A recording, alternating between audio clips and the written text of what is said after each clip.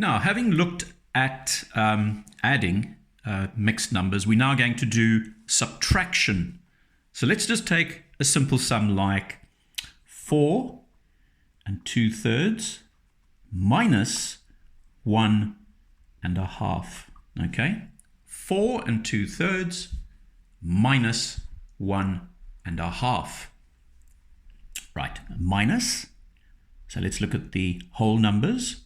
4 minus 1 is 3.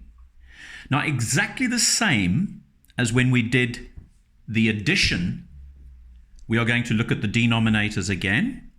We're going to ask ourselves, what can 3 and 2 divide into? What is the lowest, again, the lowest common multiple or the lowest common denominator of these two numbers?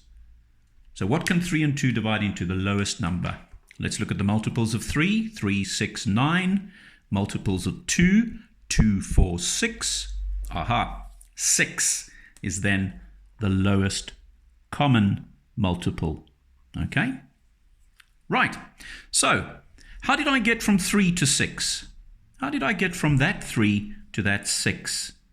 Yes, I multiplied that 3 by 2 to get the 6. So I do exactly the same to the numerator. 2 times 2 is 4. Okay. 2, how did I get to that 6? Yes, I multiplied it by 3. So I must do the same to the numerator there. 1 times 3 is 3. Good. Now we're going to get to our answer, or part answer. Bring down the 3. 4 minus. Now sometimes boys get confused here and they do 4 plus. No, that's a minus. 4 minus 3 is 1. And remember, we don't subtract or add denominators. If they are the same, it remains the same.